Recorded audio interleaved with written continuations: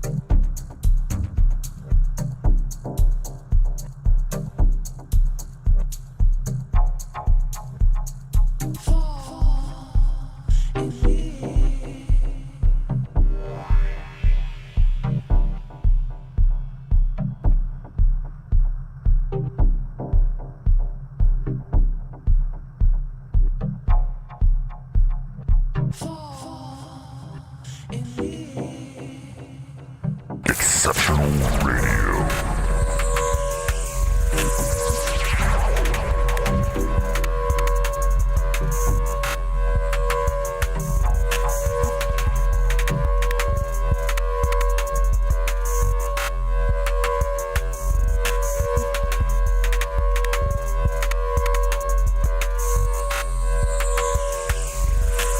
that was random. Exceptional radio. Say, is the pandemic still happening? One of those things I've been wondering about lately. Is that still a thing? Man, Like, it's like the number. Go ahead. It's like the number 3 killer in America. I think maybe 4 still.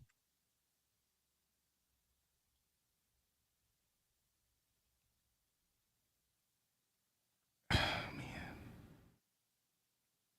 I think like 4 years into this thing that it'd be kind of under control. Maybe that is under control.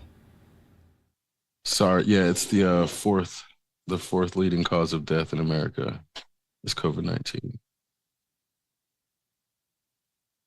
So yes, it's still, well, I guess this is from 2022. That's the most recent data.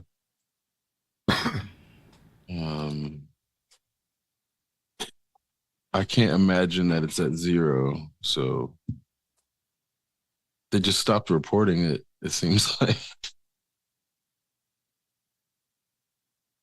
Yeah, everything stops in like 2022. What's up with that? Is it that bad that the numbers have to just be, they can't count it?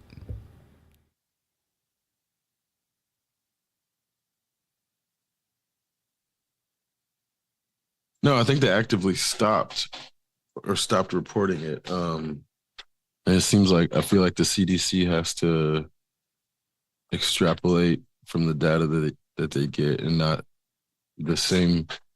The way that they were reporting in the past, in the early stages, they just actively stopped doing that.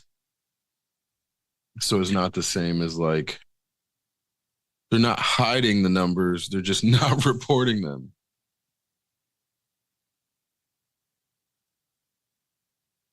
Well, I guess it's back to business as usual then. So it looks like as of May, they're saying the percentages of all deaths in the US due to COVID are 0.6%, which is like, That seems pretty low. that's really low. But then it's like, are they classifying long COVID deaths as COVID related, or is it just active COVID?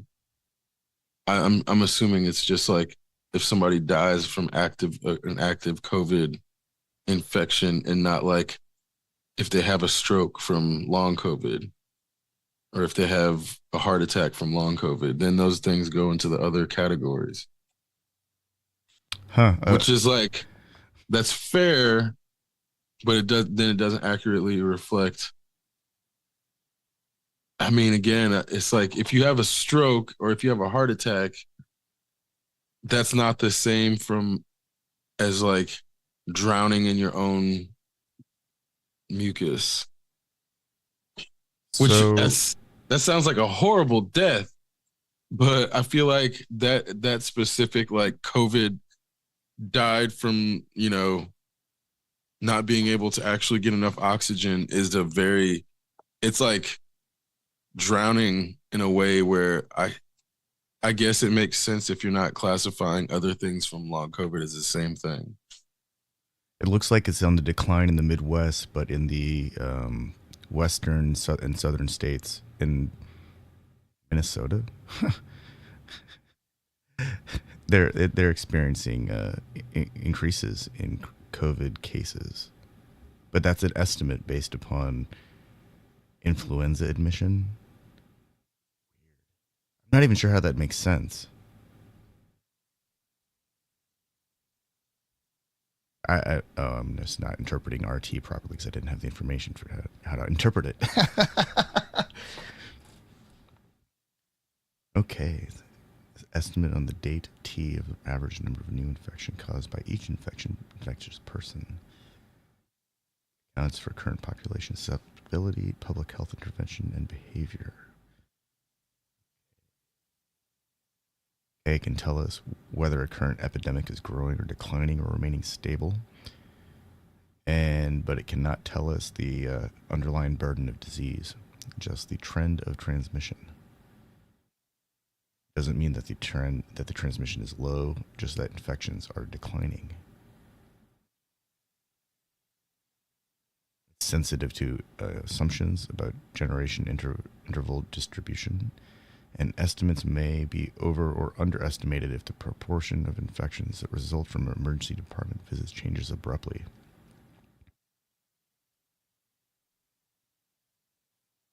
So their model just swings wildly if they get just like some big spike. It just throws it off.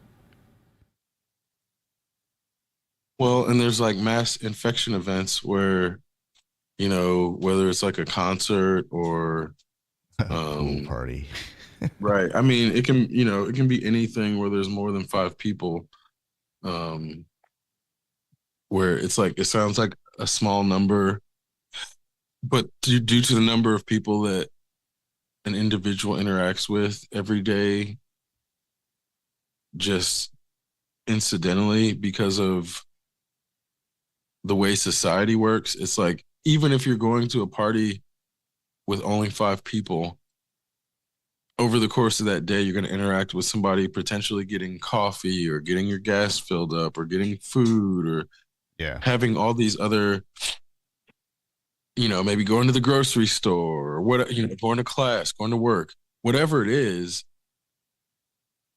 that person ends up not necessarily considering the casual interactions as being legitimate interactions, when in reality, it's like if you exchange money or exchange physical contact, then there's a potential for passing some sort of infection.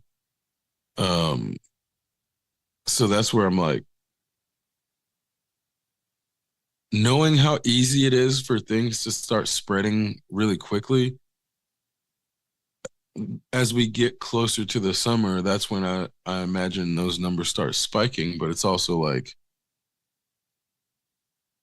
you have people like Eric Adams trying to ban face masks in public and shit. And it's absurd, man. And this guy's supposed to be a Democrat.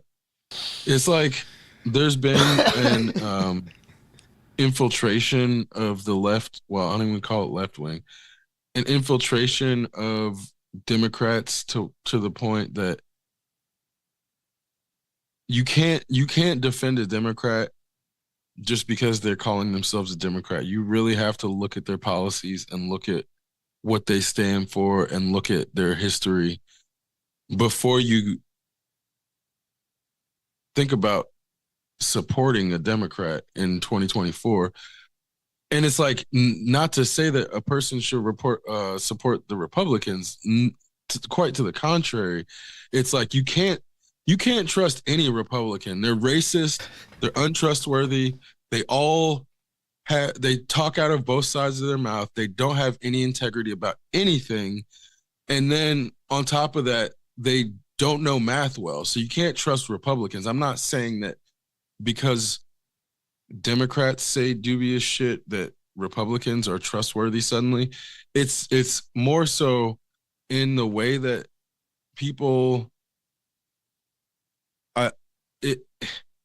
like John Fetterman, for example. He cosplayed Democrat and got a bunch of people supporting him, got into office, and then completely went right wing, even though he's still technically a Democrat. Well, that's the guy who wore hoodies and had like brain cancer, right? Yeah. But then you find out it's like, oh, he pulled a shotgun on a black jogger in his neighborhood. And it's like all this stuff that they hid and overlooked to get him into office. And then once you realize like, oh, this man is basically a right-wing grifter pretending to be a Democrat, then it's like, they exist. It's a matter of figuring out where they exist now, because some of them are more obvious than others. And then it's like some of them don't win their races that they get involved in, but they're there waiting in the wings to be elected, and they're gonna pretend they're Democrats, but they're gonna do a bunch of right wing shit. So I don't know if you're familiar with Brianna Wu. I am not. So it's this, like, she's a trans, I don't want to call her a politician because she hasn't won anything, but she like Well, the internet runs. says she is an American video game developer and computer programmer, and That's how she got started. Co-founder at Giant Space Cat.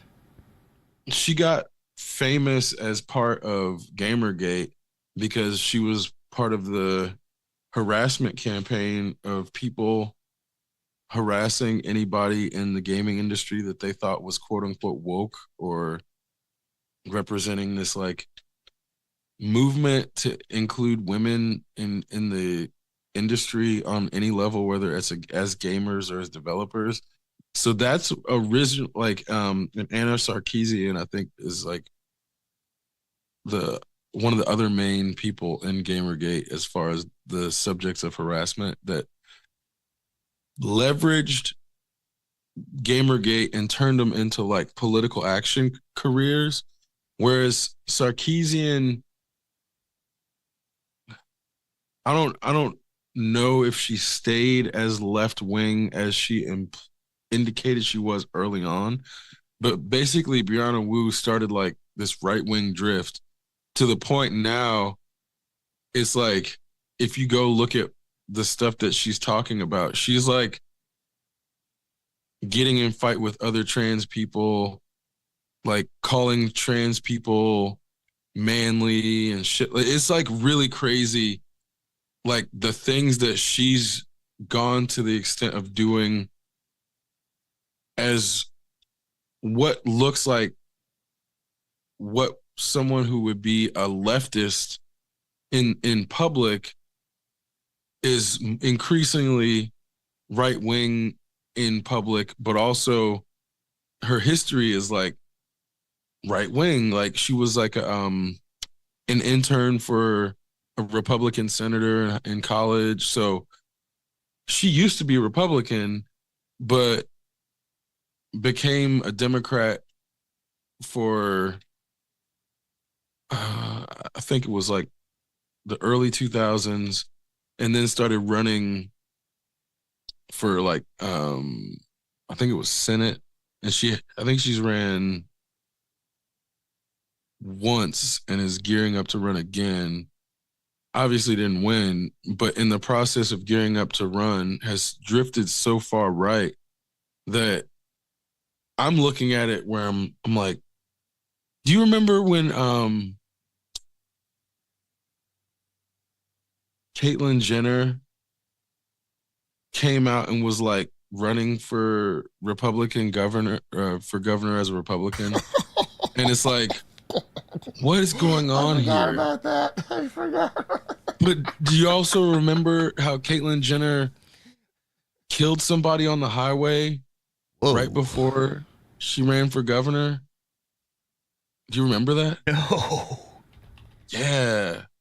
So there was like an accident, like a car accident, and one of the people involved died. And I want to say Caitlyn fled the scene. So it was like a hit and run and somebody died. And so immediately ran for governor, and that just kind of disappeared, which is like, yeah, prosecutors decided not to charge her with vehicular manslaughter, and then she paid $800,000 settlement. Looking at the way rich people pay their way out of being in trouble and buy off the people that have the the evidence or the capacity to press charges or whatever it is. It's like our Black people have been saying for a long time that obviously our legal system is not equal, but I think we're getting to a point where it's too obvious for everyone, where they're seeing these people like do illegal things. Like, we have a fucking video of Diddy actually physically assaulting someone, and the LAPD's like, nope, we can't fucking do anything about it, too old. And it's like, there's literal video fucking evidence of a violent crime, and you're telling me you can't do anything because it's been too long? There's no question. We have video evidence. Yeah, Nope, you're talking about the anything. one where he grabbed the chick by like her hoodie and then slammed her to the ground and then booted her a couple times and then threw a vase at her, and apparently hotel security stopped her from going back to apologize. Like, ma'am, you need to get out of here. Like, so in the video, she's like grabbing the phone to call security. So security knows what happened the day it happened and ever since. So anybody who covered that shit up should also go to jail. And that's where I'm like, there shouldn't be any statute of limitations on violent crimes, especially when there's videotape recording of it. So like the idea that somebody can commit a crime and just wait out the time limit, even if there's a goddamn video of it, we're in a feudal society that doesn't want to admit it's feudal to itself for various reasons. But that level of feudalism that they're just throwing it in our faces, everybody should be ready to fucking riot. And in reality, a lot of people are ready to riot, which is where like the student protests come in. But I think when you get someone like Diddy doing something so egregiously wrong on video, and then the cops not doing anything about it. And further, I want to say, like, people's reactions to Will Smith slapping Chris Rock were still stronger than people's reactions to Diddy's video, which is where I'm like, I don't know if it's shock or what, but the way that his PR campaign has been able to sort of take control is very reminiscent of the Dana White thing, where it's like Dana White got caught in and it wasn't very high quality in grainy footage slapping the shit out of his wife in public, and literally nothing happens. Where they're like, oh, it happened in Mexico, we can't do anything about it. We can't prosecute it in America because it didn't happen here, even though we have video footage. Mexicans can't do anything about it because he's back here in America. So it's like these rich people playing in our faces, just skirting the law that is disproportionately applied to poor people when they do things like steal diapers or steal food. When it's not applied to rich people for violent crime, it's like even more reason not to trust this shit. So there are some laws, U.S. laws that apply to activities that take place in foreign countries, but these are things like supporting foreign terrorist organizations by providing resources to organizations that threaten U.S. security or citizens, or money laundering, or currency or foreign bank account reporting, anti-boycott laws, bribes and corruption, things like that. But these are like super high level, like these are white collar crimes. And there has to be an extradition treaty, and there has to be the capacity to execute, which is like, that doesn't exist everywhere. So on that note, this guy, this Canadian or this American criminal fucking fled to Canada, and they didn't catch him until 30 years later, when he committed more crimes in Canada. And so knowing that, like, the way that in the 80s and 90s, I mean, obviously before that, people would just move different countries, change their names, and run away from crimes. It's like, now they don't even have to go to that length to get away from their crime. They just have to pay somebody to stay quiet long enough. So I do think seeing the way our government is like mishandling our money and also protecting rich people who are obviously, because we call this out. Diddy, let's not get this wrong. He's a fucking agent. He's a fucking agent. That's the only way you can do some shit like that and have it so that you're not getting in trouble. And what's funny is I learned after having that discussion, not only do I think he's an agent, I know for a fact, and it's not just me, his fucking dad was an agent who got found out and got murdered because he was playing both sides. So apples and trees and such. But when we're looking at this person who's done all this illegal shit, blowing up people's cars, fucking domestic violence in public on video, paying people off to hide it, and his dad was a known agent, that motherfucker is working with the feds. And the feds are corrupt. So it's like, that's not all federal agencies. That is specifically the FBI and specifically the CIA. I don't know which one he's working with. It's one of those two. It's probably the FBI because they're way more corrupt than this. The CIA is corrupt, but the FBI corruption is like, it's the worst. It's the absolute worst. And main thing being like, the CIA is corrupt in that it like coups other countries, and so does the FBI. But the FBI like really fucks with its own people in ways that like the CIA kind of does at high levels, but not just the general citizens.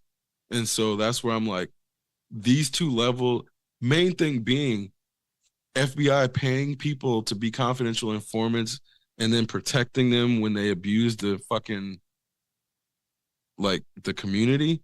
That's where the FBI really pollutes because they're the ones protecting the crack dealers. They're the ones giving the crack dealers the fucking crack, and then they're protecting them. So it's like there's always going to be an FBI protected crack dealer in every community that has crack. And it's like, yeah, the CIA was the one bringing the crack or the cocaine in and bringing it between countries, but the FBI is the one putting it out there and getting those informants fucking out with the guns and out with the fucking drugs and out with the shit. And so knowing how these operations happen at like any point, these confidential informants will get flipped on by the FBI if any sort of inclination that it looks like the FBI is going to get in trouble. But one of the biggest ones that like happened that they can't really deny was the Silk Road operations, where I feel like people have kind of not, there's certain people that haven't forgotten about it, but it's just kind of like disappeared from the mainstream, where it's like, oh no, they definitely had agents going rogue and playing both sides and fucking the government over and hiding money from the government, and also like dealing drugs that the government wasn't aware of and putting hits out on people that the government wasn't aware of. These people definitely exist. So when we find proof of them in the form of the Silk Road issue, that's when the PR push to make Americans forget about those types of people makes it then seem like the problem went away with those people being found out, when in reality, it's like the things that get hidden from the main, like from the public. Do you remember the Valerie Plame leaks? No.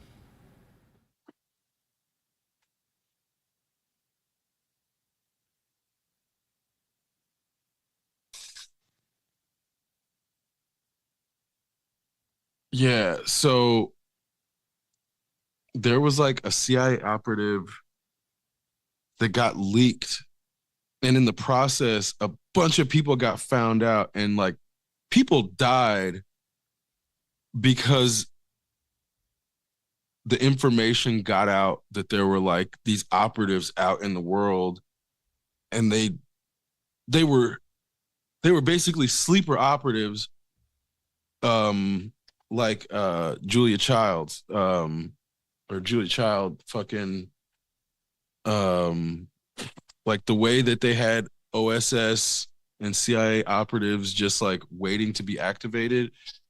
There was one that got found out, and then by proxy, others got found out, and then they started getting killed off. And so when shit like that happens, it makes America look terrible. So they have to then make it seem like do their best to make those kinds of stories go away, to the point that I feel like that that incident just it's like the American public just had that shit wiped out, like Men in Black style, wiped out of our out of the memories. And further,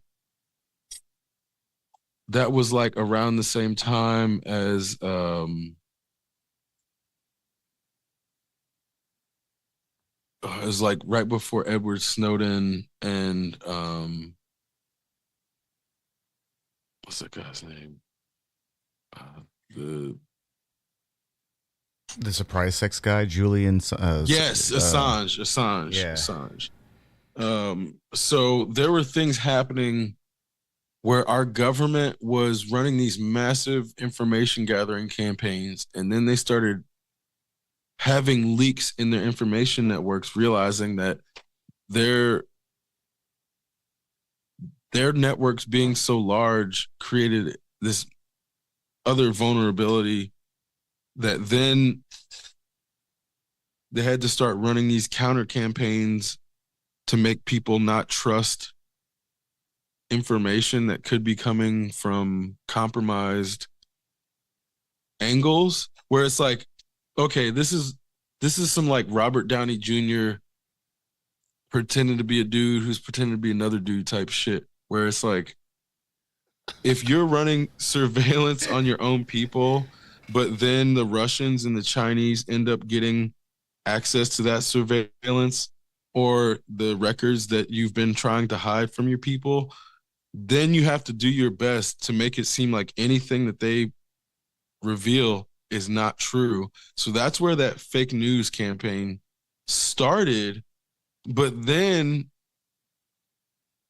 politicians and then regular people started using it, and it started undermining their capacity to control the fake news narrative. And then suddenly everything became fake news, which is like, I thought it was hilarious that we already had a word for fake news that was propagated by a government entity in the form of propaganda. The fact that they created another word for propaganda is literal propaganda. And in the process, occlude the notion of propaganda when it's actually happening. Because it's like, if everybody's so busy talking about fake news, then it makes it seem like the fake news is coming from CNN, or the fake news is coming from the Associated Press, not from the White House or not from the Pentagon. Yeah, but when it's like really outrageous shit, like I still think of tabloid, not propaganda. Like, you know, whenever they like, you don't think the CIA was feeding tabloid shit? Oh, I'm sure they were, but I think that it's like the tabloid level stuff is like the Onion level. Well, Onion's become news in the last 5-10 years, but before that, tabloids were things like, you know, Bat Boy or the Wolfman's Kids, or, you know, Turtle Boy, like surfaces, things like that. Really just like out there, like circus clown level mind foolery. And now that stuff is still propagated, but it's now just fake news. But they were doing that before, bro, because I don't know if you recall or are familiar with the Roswell incident, in that it was there were flight tests happening around that time. And so when people started reporting UFOs, the government went along with it, and then we're feeding stories about like UFOs to tabloids to make it seem like they weren't doing these secret flight tests. Sure. So that's where it's like they were feeding the tabloids shit before Bat Boy to make it seem like UFOs were extraterrestrial, so people stopped thinking about why is our government doing these aviation tests? Because part of it is like they were doing tests on V-wing crafts, they were doing tests on fly-by-wire, different shaped vehicles that weren't operating like normal aircraft because the aerodynamics were being tested, and also the controls were often like hard, the most difficult to handle. So that's why they had to do like the best pilots doing these crafts, because it was very likely that if they didn't have the best pilots, the person was just going to die because it was too hard to handle all of the different destroy their forces. multi-million-dollar prototype. Exactly. So also when you're doing these tests, you don't want people to know where, when, or why you're doing these tests. So if people think there's fucking aliens and UFOs, that's way better than if they actually know what's happening. So this is where this notion of like the United States military using misinformation and deliberate planting of false information is like, that's the COINTELPRO operation that Alex Jones used to always talk about, that we didn't know was real until it was exposed as being real. I think it was like 10 years after Alex Jones started talking about it. So there's like these points in history where certain things are speculation and they're conspiracy theory, and then at a certain point they become fact, but in a lot of people's mind they stay conspiracy theory, and in other people's mind they get exaggerated. So then to the point, like, I don't know if you've seen the news about the president of Iran's helicopter crashing. What? Wait, when did this happen? Recently? This happened this morning. Oh shit. So, or no, I won't even say crash. They said hard landing. So like, you and I as Americans, all the fuck we know is what the American media can tell us about it. They don't know what's happening over there. So you can't really jump to any conclusions about anything. So like, that is actually the reasonable response. It's like, be like, oh shit, when did that happen? What's going on? Because you don't fucking, like, you don't know. You just found out. Motherfuckers are out there forming opinions about why it happened, who did it, if somebody did it, like, oh, Israel struck back. And then it's like, you have all these people forming these opinions about what they think happened who don't know about the supreme leader of Iran. They think the president is the highest authority in Iran, where they're like, just because our president is like the highest office in America, they assume that's the same shit about Iran, because they don't take enough effort to go learn the political structures of other countries to then know that, like, yeah, the president is a high office, but the supreme leader is the highest office. So like, the fact is you have a bunch of Americans thinking that, like, let's say Israel did take out the president of Iran's helicopter. You know what that's going to do? Nothing. It wouldn't do anything. Because the president of Iran basically answers to the supreme leader. So it would be like if somebody's like, oh, I'm going to go take out the third in charge and disrupt fucking everything. He's basically like the Speaker of the House, right? Exactly. So it's not to say that the president of Iran doesn't have power, and it's definitely a democratically elected office. but it has an office that is higher to which it answers that also doesn't have to go through the democratically elected process, which is also where there's like, I think this is why it becomes difficult for Americans to grasp the Iranian government, in that it's like, if this person's in control and they can't be voted out,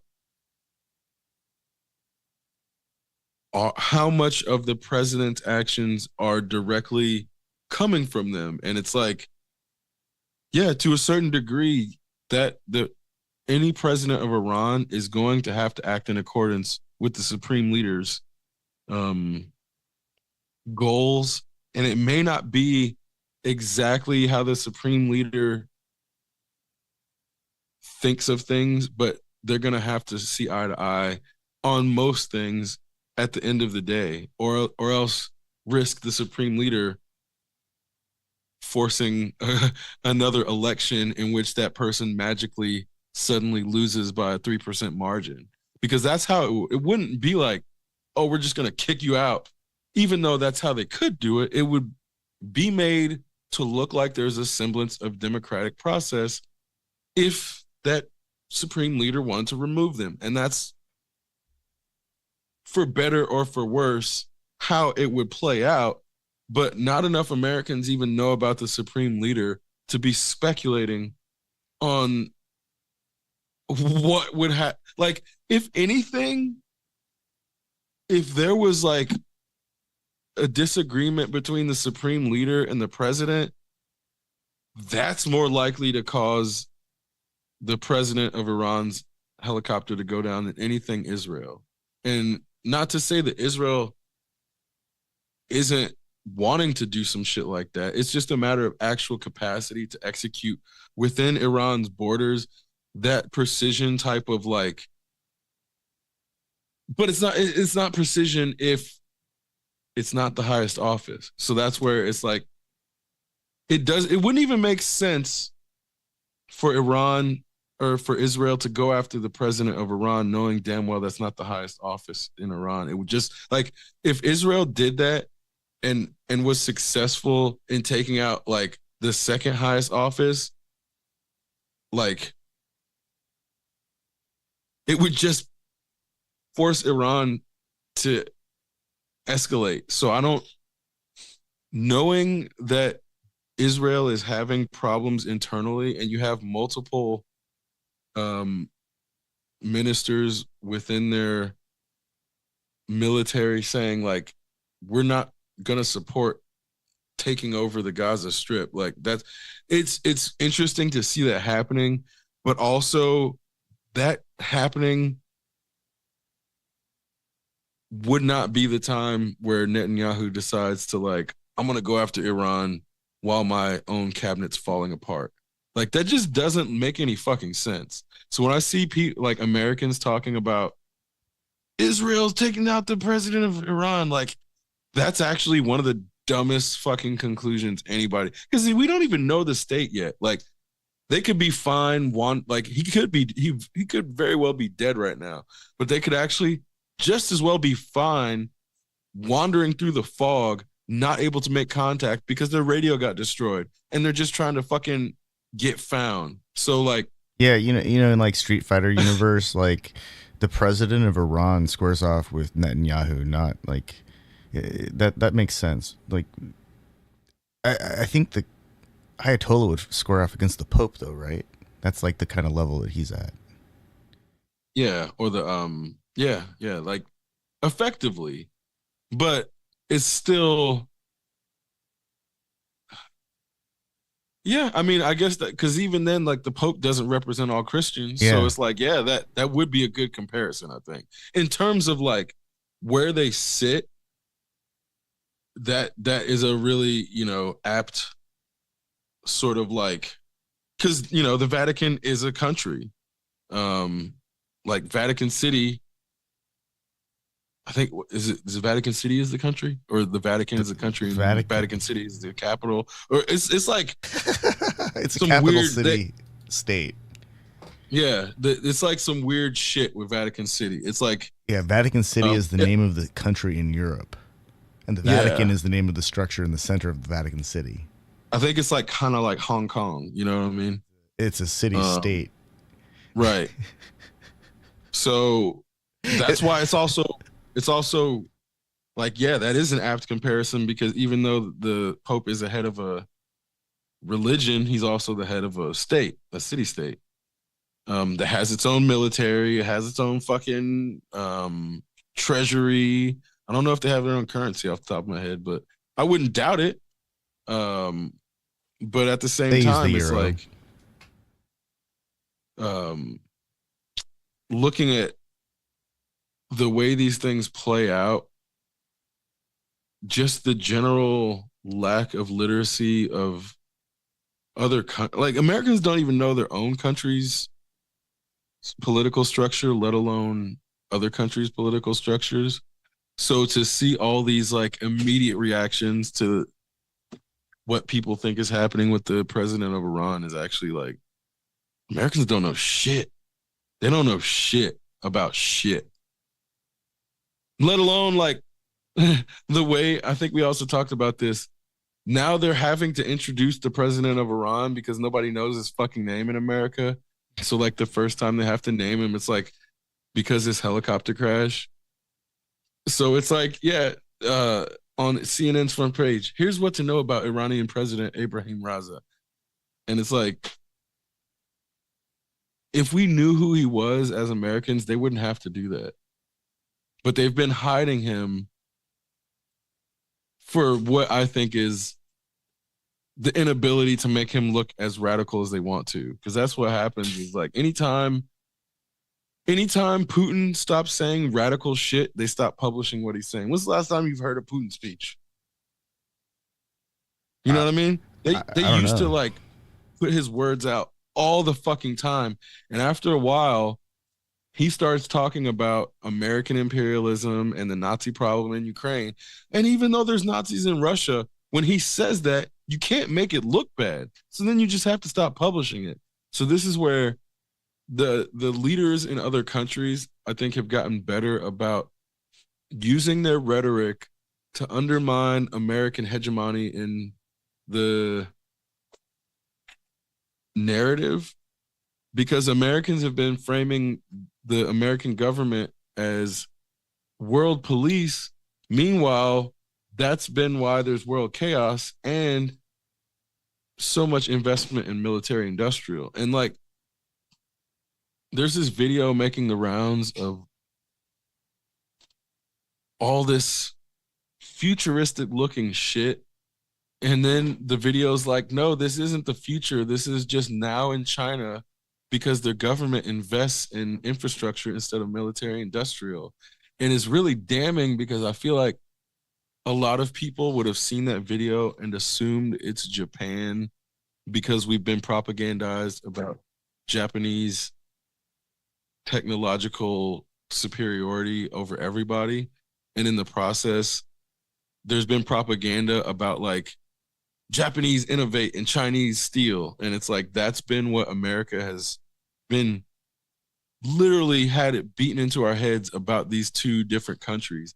So when you see the high speed rail in China and when you see the like solar powered benches that you can charge your phone at wirelessly, it doesn't feel like the China that we've been told about because all we hear about is like, oh, the fucking the Uyghur prisoners or the sweatshops and the pollution. And it's like the things that we get propagandized about China definitely exist.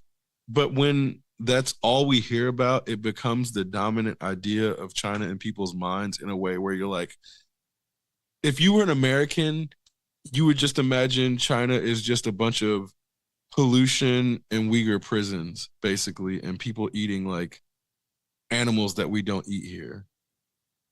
That's the American view of China if you only look through the lens of what we're given. And then there's this whole element of like, obviously that's not representative of Chinese culture. So then when Chinese artists or Chinese media try to present any alternative view of China, they're like, oh, well, this is paid for by the government. This is government propaganda. And it's like, well, what do you think your view of China was before? That was our government propaganda about China. So, like, the idea that the Chinese government can't come in and try to correct the American misinformation without it then somehow being different or worse propaganda than what the American government did in the first place is obviously disingenuous. But this is how you get Americans who can project anytime some shit happens in America. They're like, well, this isn't communist China.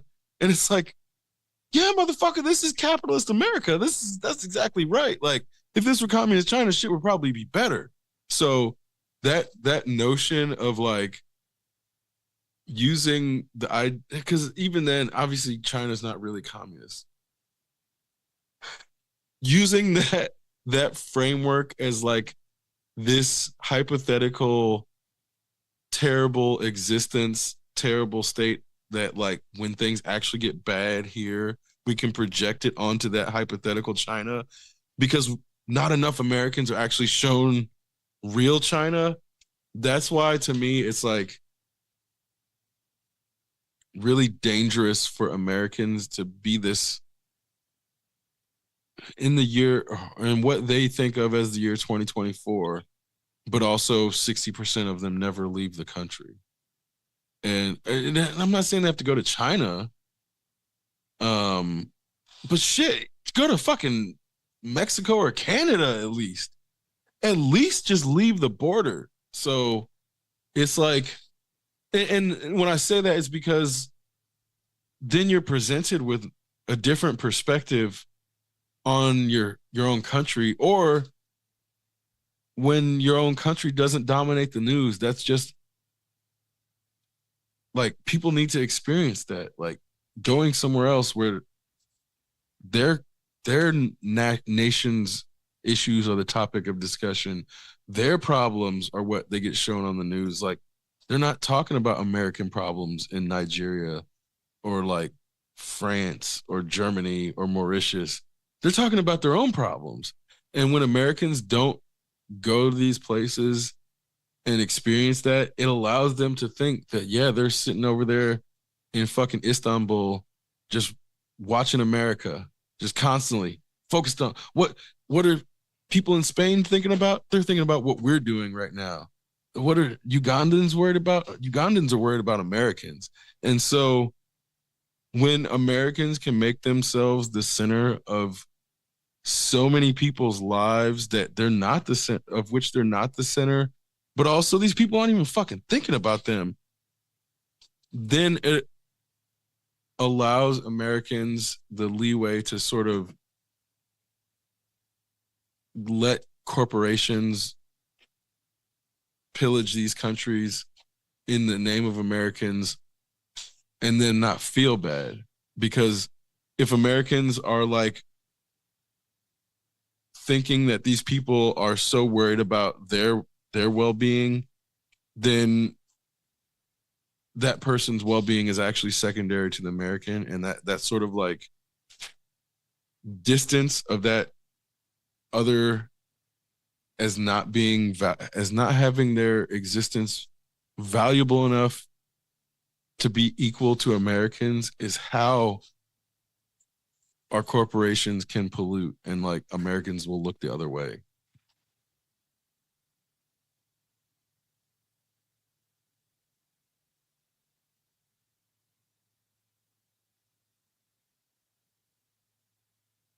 I'm still curious what the solution is going to be for all the batteries once once they all reach that point where they are, not healthy enough to charge.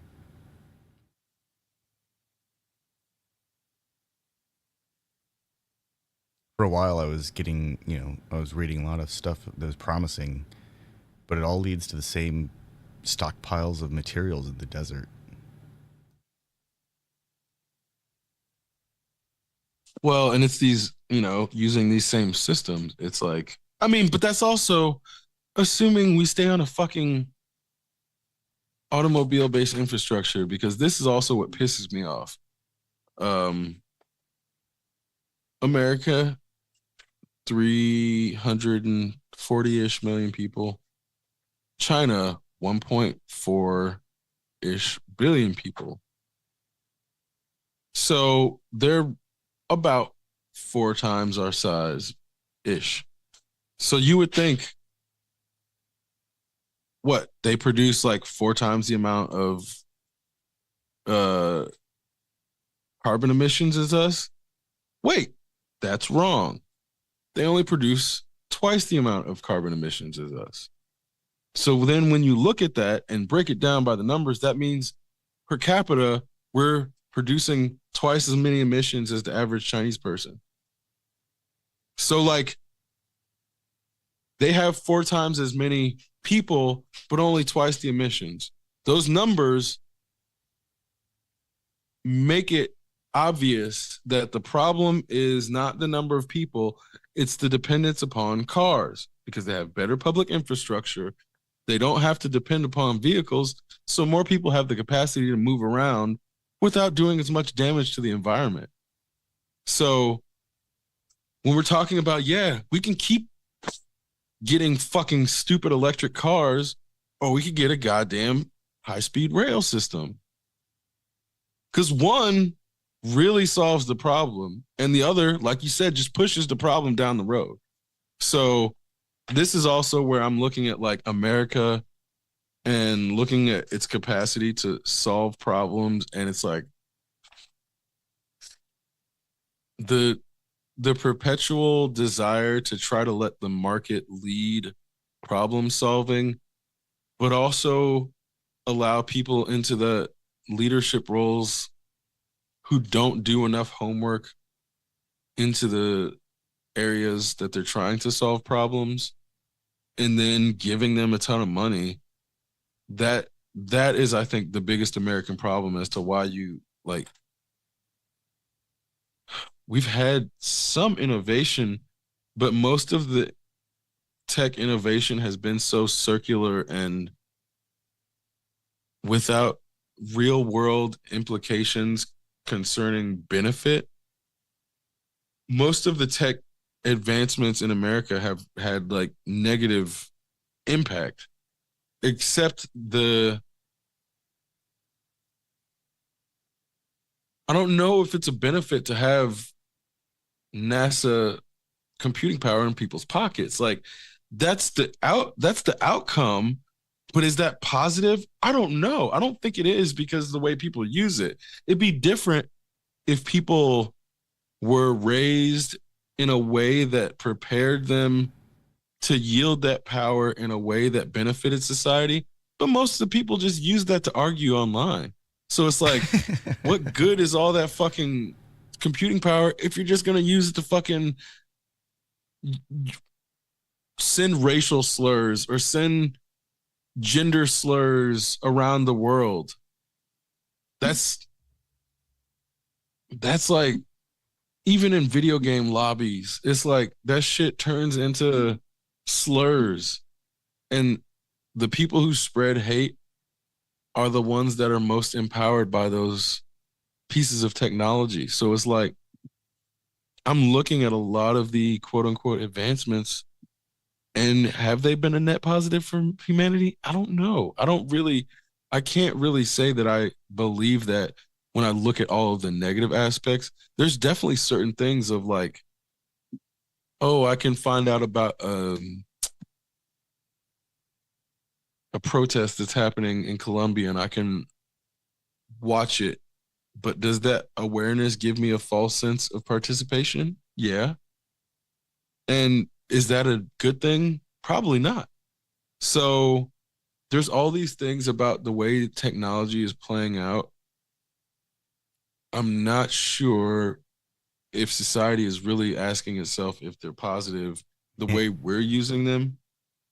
Go ahead, sorry. No, you just reminded me. So like during the summer of protests, when everyone was freaking out and there were people wandering around at night and places were getting set on fire and like people essentially rioted in downtown like Baltimore and like the place got trashed, like all that crazy shit happened. And like I remember I was I was watching a bunch of Twitch streams. I think I had like 12 Twitch streams up and I was just watching different cameras, people wandering around with their cameras just streaming this stuff. And so I know that there have to be like you know a lot of other people who were in a similar situation where they were just watching this. But I also wonder how many of those people were actually getting riled up and like enough to go out and go do something the next night or the next day. Because I'm sure that that's actually a thing too.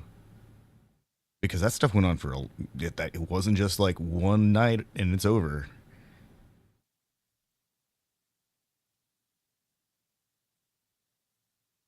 I wonder how much just watching it, like you said, like that can make people feel like they're participating. Like how much of that is necessary before they actually get up and go do it? And then what kind of participant is that? So, are you familiar with happenings? Uh, kind of. In probably a very vague sense, like things that occur. I think we've talked about them before, but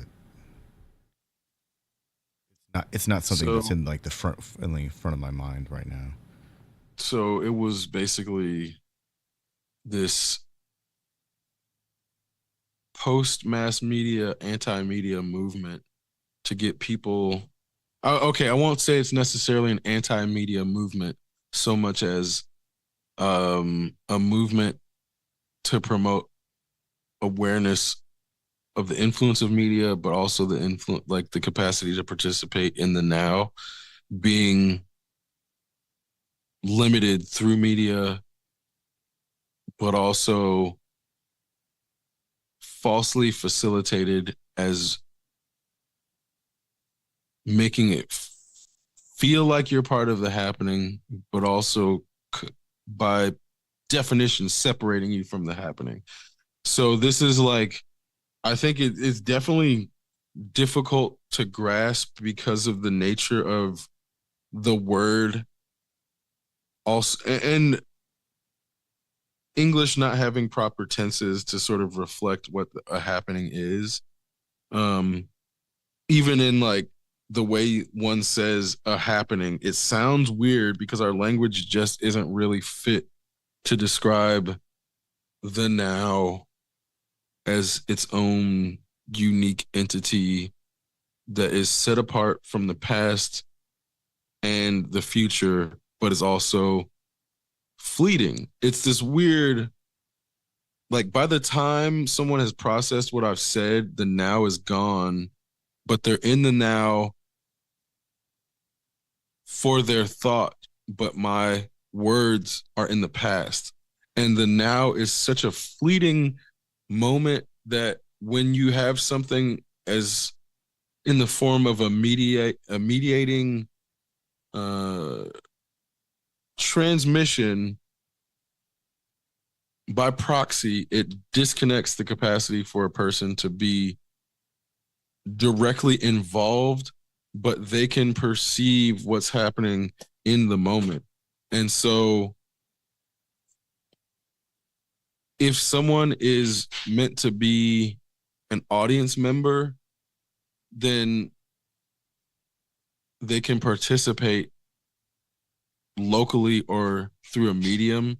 But if you're meant to be an active participant, only the locals can actually participate, and the people who are viewing through a medium are not actually participating. And so one of the most famous happenings, like, I think it's media burn. Um, but basically, yeah, media burn, ant farm. Um, this collective set a pile of televisions on fire and then crashed a car into it, simultaneously broadcast it, and the issue that they're trying to express is like a bunch of people were there at the site. And if you watched it on video and if you watched it, you saw it, but you didn't actually participate. And this is what they're trying to express to people is like, there is a difference between observing something happening and participating in it locally. And then the media giving you the perception that you're actually somehow connected to that local event, even though it's a one-way transmission. And so it like the fact that I saw this in 1975, it actually was funny to me that I'm in a way on the same level as someone who watched it live, but in being able to watch it in an archive format, then there's also this element of like the capacity to memorialize happenings or capture an element of it that can preserve some aspect of the emotion that it's trying to convey. Wow, they It played obviously the can't Star capture. Spangled Banner before they drove that car into that pile of TVs. Yeah, it was like a big deal at the time. And because it happened before we were born, like if you don't go back and look at the context, it would be lost to history. And so this is also where I think happenings are very difficult to historicize by the very nature of them being something physically happening in that moment, that then in order to like the closest thing we'll ever get, if it exists, to recording a happening would be like a holodeck tape or like a holo novel or like a holo experience where the people involved could accurately mimic people in the real world version of that event. And that's like, even then it wouldn't be the original happening, it would be an adaptation of it, even though the person in the holodeck would be experiencing something new. At that point, it would be its own new happening. So this is where like happenings can only really be I'm experienced sorry, I'm in not the laughing. now. I'm You laughing can't at this record it. video. This video is incredible. It is. It is. Which again, it's like this is where in my media training, it's like this is one of those things where learning what media is trying to capture while also learning what it can never capture is the only way a person is actually going to get good at creating media that does what it needs to do.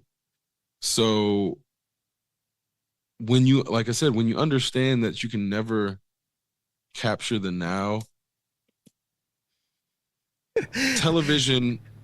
There's a guy walking next to these drivers in his suit, like he's a Secret Service agent, and these dudes are sitting on the back of a convertible, waving their hands around like they just landed from an orbital mission or a suborbital flight.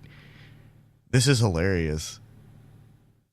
They drove through televisions with a gigantic car from the 70s. Like that's not even a challenge for a car that size.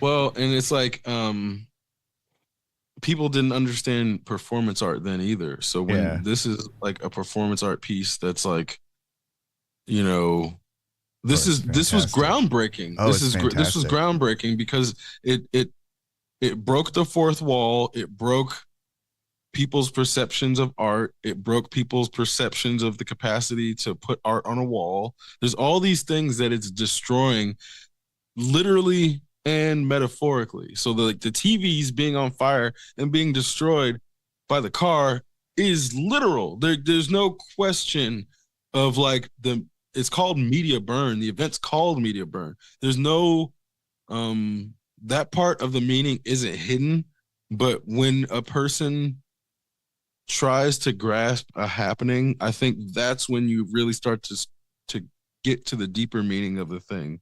And all that to say, we have the capacity now, I think, as culture, because there's a two-way communication, we're actually having global happenings. And the most recent one is like the Kendrick versus Drake beef, where when it was happening in real time, you have all these people who are like hearing the album or hearing the track when it's released, like within minutes, and then hearing the response 30 minutes later within minutes. And then you have this group of people who want to like get the condensed version of the happening, but also feel like they were there, but not do the work to participate. And I think that's where you get the SNL skits and like the people who are trying to, well, if you missed what happened with Drake, this is no, you can't get it. You weren't there. You can never recapture that. You have to have been up on a Saturday night at fucking 12:30 Eastern to hear that drop and know what it was like to hear that drop 30 minutes after Drake just put out a song. If you didn't listen to it then, trying to recapture that feeling is a dragon that you can never chase. Like you can never catch that dragon, but also the people pushing to catch it, I think, are selling some shit that they know they can't fulfill. And that's why they have to kind of dress it up and put all this like extra comedy and extra commentary around it, because the thing has happened. The thing is gone. Never again will that rap beef unfold. It's already happened. It's gone. But because our media gives us the capacity to revisit things and rehash them in a way that now is like it's just baked, like looking at footage is baked in to society and analyzing footage. So analyzing the beef then becomes its own happening where people who want to like find out the next thing, that then becomes its own level. And it's like, so if you want to follow the drama in between that level of happening, it's not necessarily the most action packed, but there's still something happening in the zeitgeist where people are participating in this two-way conversation. And I think that's the issue, is like, now that we know tweets get read and people who, you know, some person with like 30 followers, if they make a good tweet, somebody's going to read it and it may eventually make it to the person that it's about. So yeah, you got like some rando person on TikTok now making a BBL Drizzy remix that, you know, the L Drake BBL, the flamenco version, fucking that shit blew up. Yeah. People were doing like fucking BBL Drizzy, L Drake. It was like, then people were doing their own renditions of like dancing to the L Drake BBL Drizzy version. So it's like the way that our zeitgeist, the zeitgeist or multiple zeitgeists move, there's constantly these levels of happenings. And I think sometimes the happenings will make it to the mainstream and then become a phenomena that the news cycles try to pick up on and catch. But it's like, do you remember when that dude was like, leave Britney alone? Oh, that guy was freaking out. Yeah, like that like was crying that was like on the internet. Yeah, that was like this happening moment where if you were in this certain level of internet, you participated in the memes and the meme lore around that guy. And then they wanted to give that guy a TV show. And it's like, once they start to try to give him a TV show, the happening is over and they're trying to take it to the next level. And I think that was like a very good point in history to show when like something goes from happening to mainstream trying to take it corporate. And then it, like in that case, it failed before it launched. But that was like the announcement of him getting a TV show so quickly after that video went viral, and then people being like, why are you giving him a TV show? And then them basically canceling it immediately.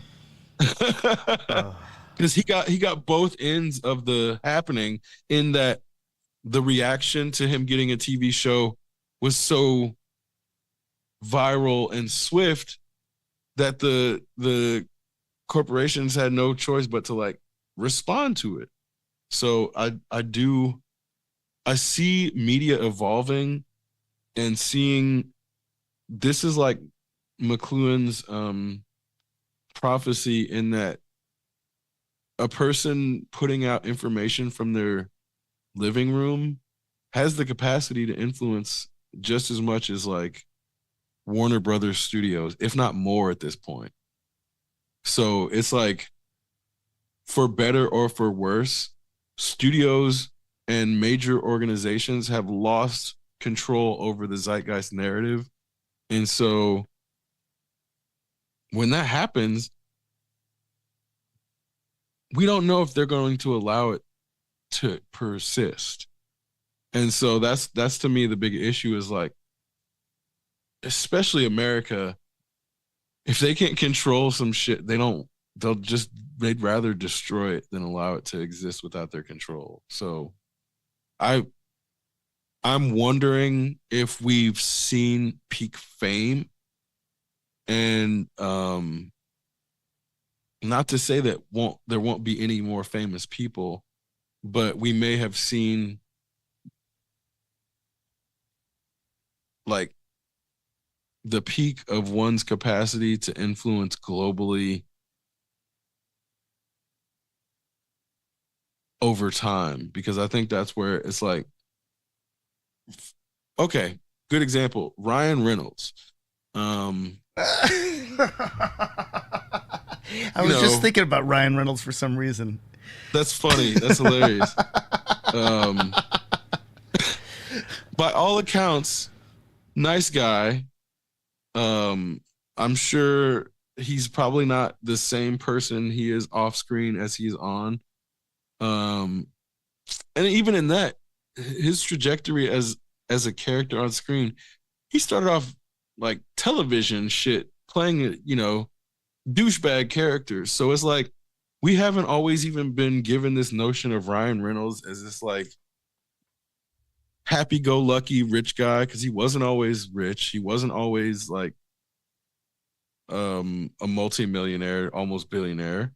So when we've seen him put in the work, and then you get TJ Miller coming out and being like, money changed Ryan Reynolds. He did Deadpool and blew up, and then he became an asshole. It's like, first off, that's demonstrably not true, in that somebody like Ryan Reynolds has put in the work, and we can track it. So when somebody like that, T-Mobile bought his Mint Mobile company. Mint Mobile, right? That's where he made most of his money. $1.35 billion. He only made $20 million from Deadpool, so it's like he definitely did not make his money from Deadpool. He sold Aviation Gin for $610 million. When that is demonstrably not true, and people are coming out and saying that, at the same time Ryan Reynolds has a movie failing, even he is not above having his character attacked to the point that it impacts his films. So that's what I mean, like, by all intents and purposes, he's a nice guy. So TJ Miller, notorious douchebag, has been killed off multiple like properties because people didn't like him.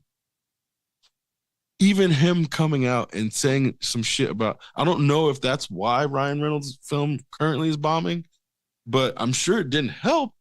So I think there's this notion of like, even somebody at Ryan Reynolds' level can have their fame affected by somebody who really has no credibility. And whether that's why his film is failing or if it's just not a good film, it doesn't really matter because his fame wasn't able to carry the film anyway. And so I think that's where in the past, maybe like 4 years ago, peak Ryan Reynolds, if he was just in anything, it would automatically be a success. And so clearly he's a little bit past his peak in that if he's in something and it doesn't like become a number one at the box office, even if it's a kid's film, like then that's not a good indicator for his status. And like I said, if Ryan Reynolds can, have his fame not be able to carry him, then other people are in trouble too. I just saw something. The Rock is losing like 250,000 followers. It was a week or a month now. What? Yeah, I think it was a month, but you know, he's definitely past his peak as far as fame goes. I don't know how far past. He may have just gone. He may have just 450,000 in the past month on Instagram. Yeah. 50% decrease in likes on his TikTok page. That's not even loss of followers on YouTube. Wow. That's literally not even debatable. That is a demonstrable post-peak fame drop, which is like I imagine the same shit's happening to like Joe Rogan. I know it's happening to Joe Rogan's crew because do you remember when Bert Kreischer tried to come out with that movie, The Machine, and it flopped horribly? I remember that it was like funny for all the wrong reasons. Did you watch it? Yeah. How? Okay. What? I know Mark Hamill was in it. So like, Mark Hamill was the best part of that movie. Where did you watch it? My normal methods.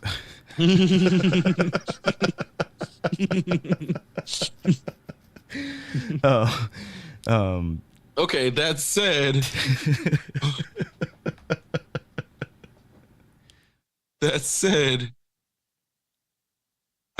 if you had to buy a ticket to that film, what would be a reasonable price for you to pay? I mean, somebody would have to take me to that movie. And they'd have to get me a hot dog and some popcorn and one of those gigantic slushies. I'm not paying for that movie. Okay, to be fair, were you a Bert Kreischer fan? No, I had Were you familiar with? I was told the basic premise, and then but that Mark Hamill was in it, and I said, "Oh, Mark Hamill's in this? What? Okay, I'll watch it for that because I can't think of anything that he's been in other than Star Wars." I guess that stupid Jay and Silent Bob movie where he was the cock puncher, but still, like, he was great. And the movie had its funny moments. It was completely ridiculous, very stupid. Well, in full circle, it should have been a B movie.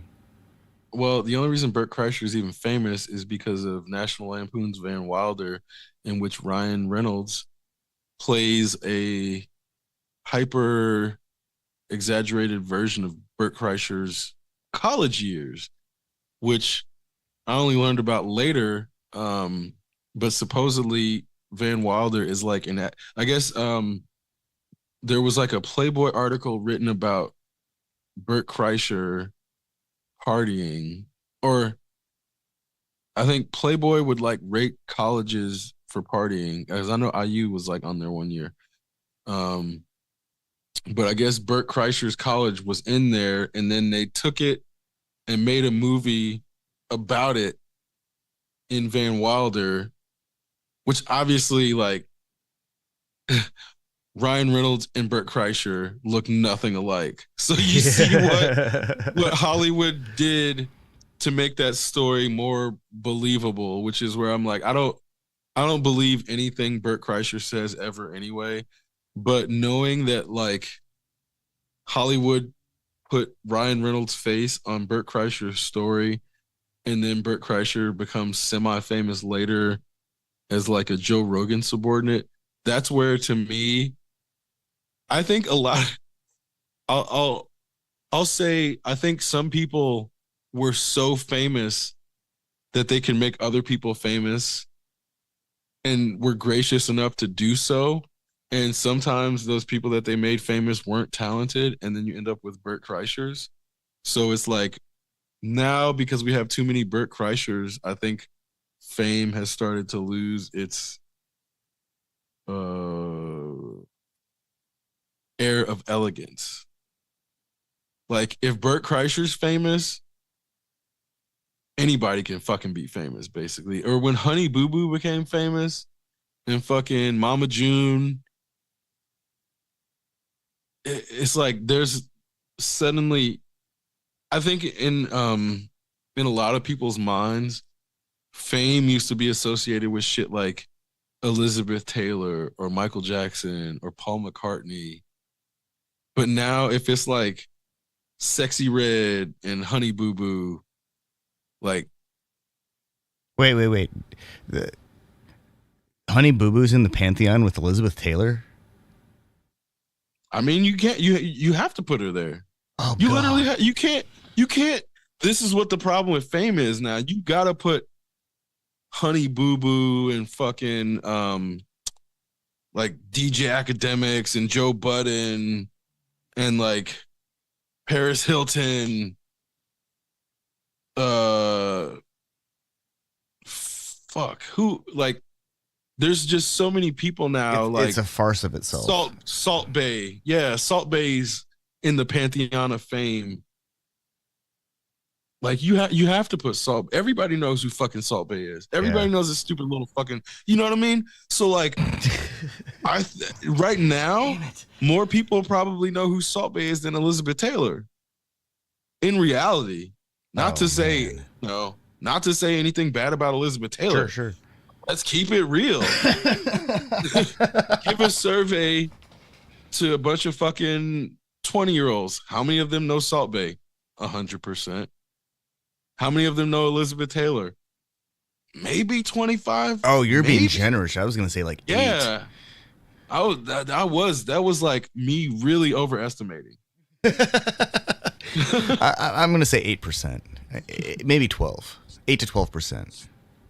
I think 12% is generous. But then it's like, what should they know about Elizabeth Taylor? Should anybody know about Elizabeth Taylor? You know what I mean? And only if they're studying like film. If they're a film study student, exactly. If you're a film student, you need to know about Elizabeth Taylor. So it's like, yeah, there's certain fields of study and there's certain specialties of expertise, like they need to know about Elizabeth Taylor, but does the average person? No. And does the average person need to know about Salt Bay? No.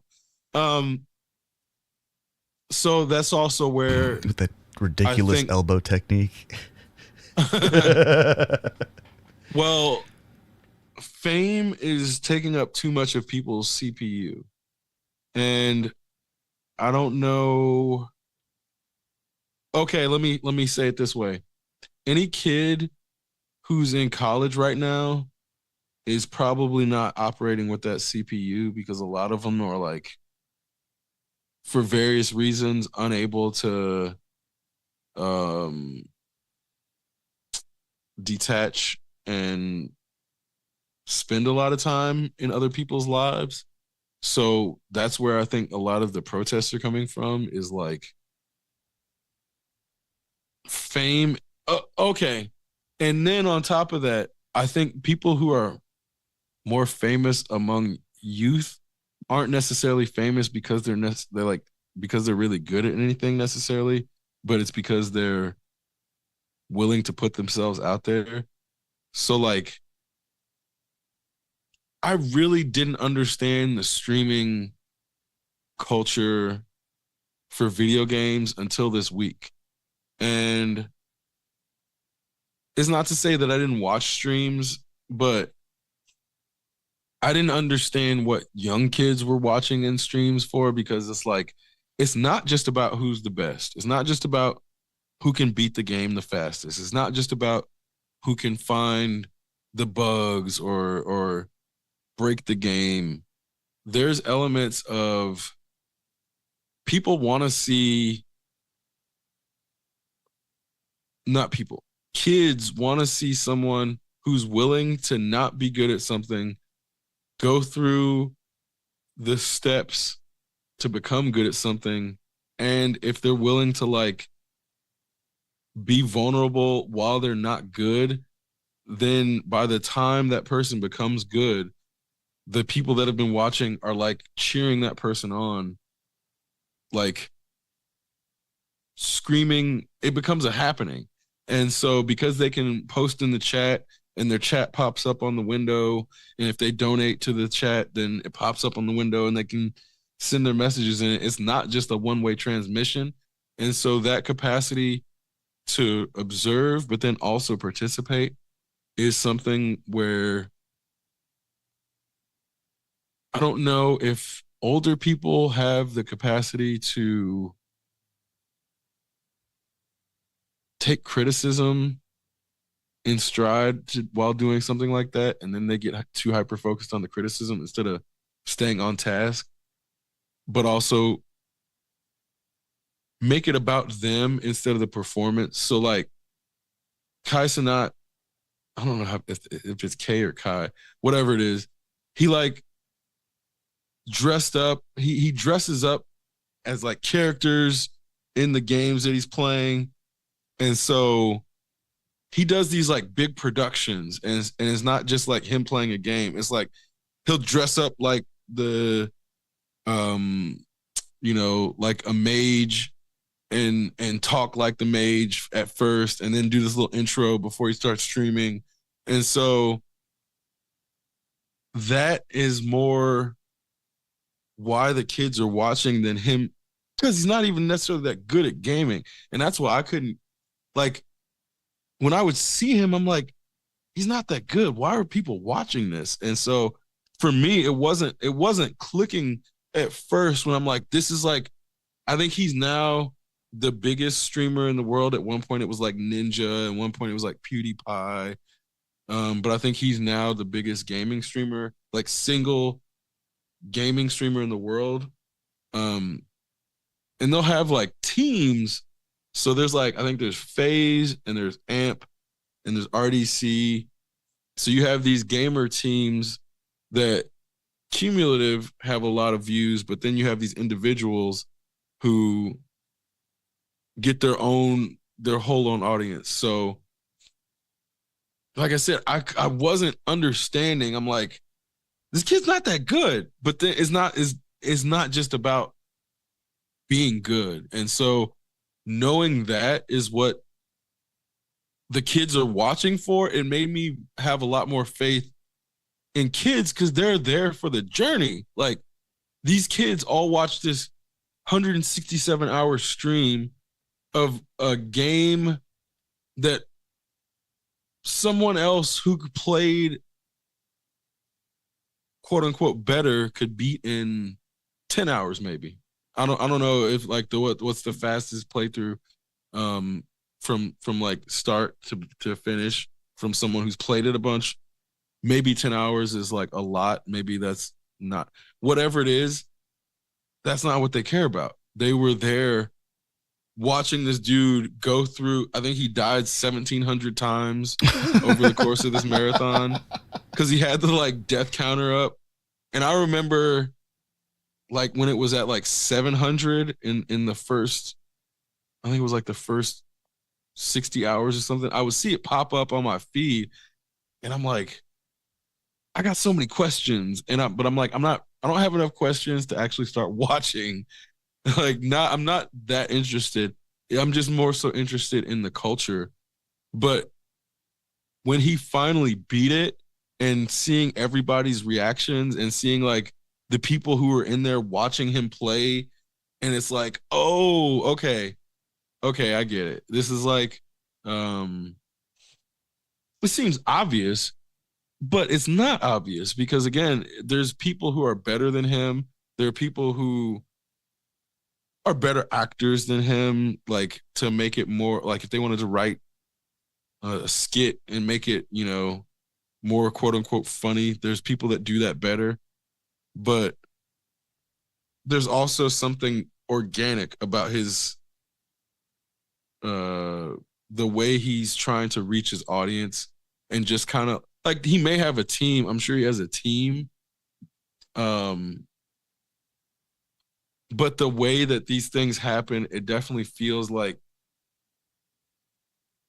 a guy, like a kid who got a bunch of money and can now do a bunch of shit he wanted to do since he was like 12. And now he's like still young enough to do it and not make it look sad. Cause I think that's the issue. If he was like 35, 40, it would look more sad. And I don't think kids would be watching it. But since he's like early 20s, kids can still identify with it. Whereas like, I don't, and it's not even about necessarily the an upper age limit, but there's like, okay,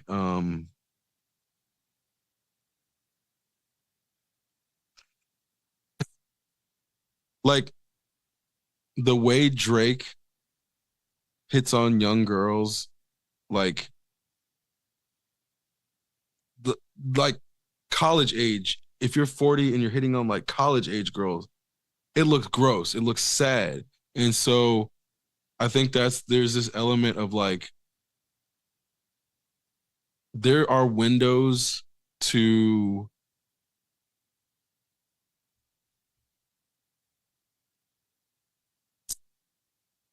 creating an identity because I don't think there's like an upper limit on cosplay either. Like you see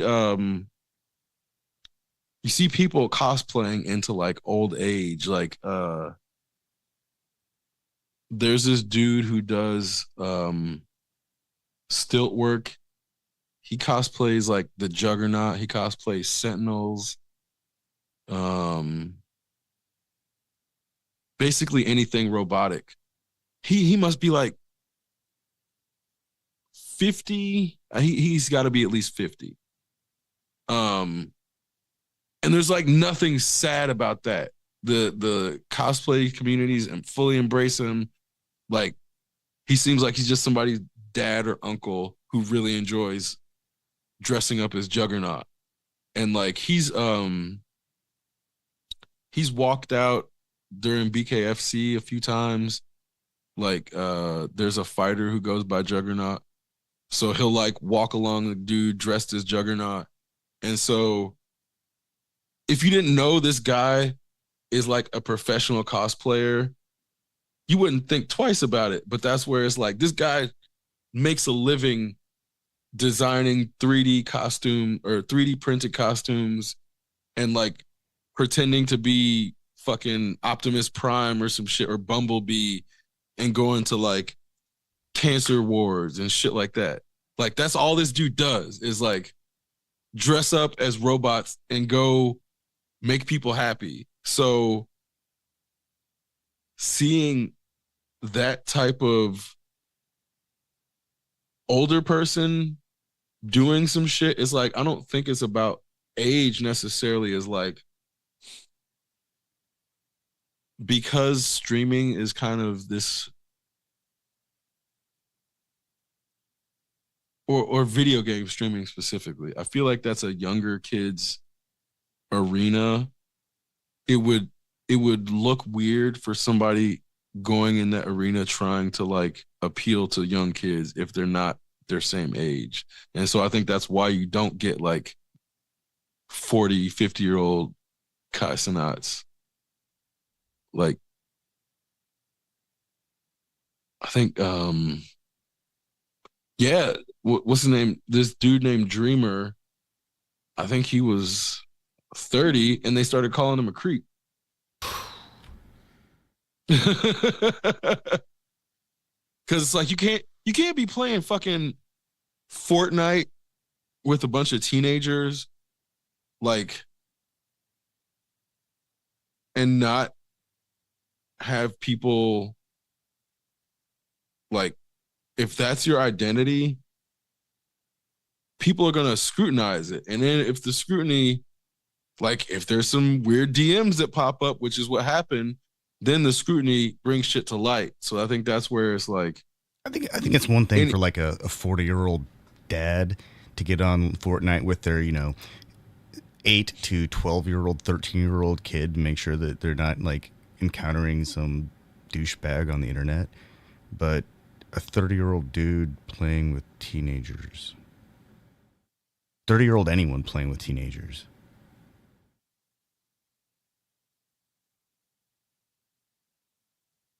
Can't they find people their own age to play with? right. And I think that's where it's like, yeah, a 40-year-old playing Roblox or fucking, Minecraft or some shit, it's gonna look weird. And I think that's where it's like, yeah, if you don't have a kid or you don't have like a niece or nephew or a cousin or some shit that you're playing that with, it is weird. Like there is something weird about it. Not to say they can't play those games, but getting online with children in their environment, it's like, no, let the kids have that. Like you don't have to get on that. Like, That's like an adult going and playing in the ball pit at at a McDonald's or something. exactly. um and to be fair, um if a game is geared towards like anybody that's probably below 13 or some shit, they put really good safeguards on as far as like the capacity to talk to people. So you're not really like, even in games where it's like 18 18 and over, sometimes they'll just not allow you to even really talk to people. Like Marvel Snap, it's like an all ages game, and the most you can do is like send an emote. You can't, like a thumbs up or some shit. Like you can't even really um there's nothing you can do to really communicate with a person. So I think when the games have safeguards like that, it's like you have no idea if the person you're playing is even a real human being half the time, let alone if it's a kid. So it's like that's completely different. And that's, it's not the same thing as like when you're on the voice chat and it's like the game needs you to coordinate with the people on your team and then you start talking about your day and shit like that. It's like, I know I have friends who would use like Xbox party chat as like OG Zoom, which is like, that's an easy way to sort of connect with people if you're both already playing a video game and you're like friends anyway and just like, hey man, what's going on, you just want to like catch up. Super easy way to get like in touch with somebody. But the fact that it's open to all ages as this aspect of like, then you got to worry about if somebody's going online and then trying to like use that as a means of negative interaction, whatever, for whatever reason. And I think that's where some companies are doing better and they're like recording the chats. Because if I'm playing like a game where I actually really need to talk to my teammate, I understand the need to have that chat open, but having that recording is a way to sort of like, it's not going to prevent something from being said, but if something's said, then we can find out for sure that, okay, this person said some shit that they deserve a ban or the cops should show up at their house or, whatever it is. Like now it's not just gone into the ether. Whereas before, a lot of the games would set up environments that made it look like they're trying to protect people, but they wouldn't have those types of safeguards in place where they're actually recording the conversations. And so now I feel I feel like we're getting to a much more it's a safer space in that there's it's not even about transparency so much as um accountability. At least if there's accountability, then it will come eventually. Like it doesn't like I would prefer transparency, but as long as there is accountability, I'm not gonna get upset that transparency isn't like 100%. Um, but this gets back to the issue of like, yeah, if people can then just wait out the time limit, then that is not real accountability. And so that's where I think like a recording should usurp statute of limitations. It's weird though, because then it's like if people can fake recordings, especially with AI, then it's like you can fabricate crime. It's like it really sucks because I think there is a way. Man, I just Like watched a video of an AI company demonstrating how they could create deep fake level tweets and then conversations among AI Twitter or bots to just generate an entire dialogue around a reporter. And they showed her this technology in real time, and she's sitting there like ghost face, like, oh my goodness, none of this happened. And the guy, the presenter is like, yes, this is all fictional. We are creating it in real time. And they're showing how, like, in a matter of minutes, they just populated the internet with a bunch of fake stories, dialogues between bots that increased the I don't know, the importance in the algorithm so that more people would see this stuff. And then, of course, they have to go back and like get rid of it.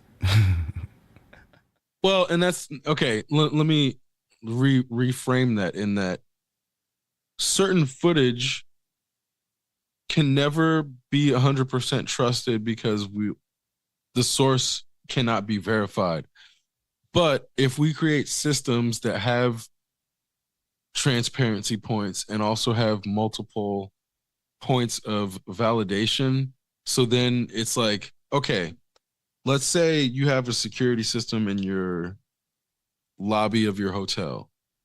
If this system goes through all these validation points, then we can say anything that we get from this system has been checked for the physical integrity of the cameras, but also the integrity of the archive to make sure it hasn't been tampered with, or there wasn't a filter applied to the cameras in real time. Because that's like you're saying, it don't matter if the data gets altered in the archive if they just put a filter on and alter it in real time. So there's certain ways where we could be like, okay, this system has been the issue isn't whether it's nothing can be tamper proof. It can be tamper evident to say that if someone attempted to tamper or tampering has happened, then it would show it, rather than trying to say, oh, we're going to prevent tampering altogether. Because no, it's impossible. You can't prevent tampering. You can do certain things to make it less likely, and you can do certain things to indicate as much as possible that you're within your capacity to show that it's happened, that it's happened. Nothing can prevent somebody from trying. And so I think that's the difference between, like, if somebody like the Ring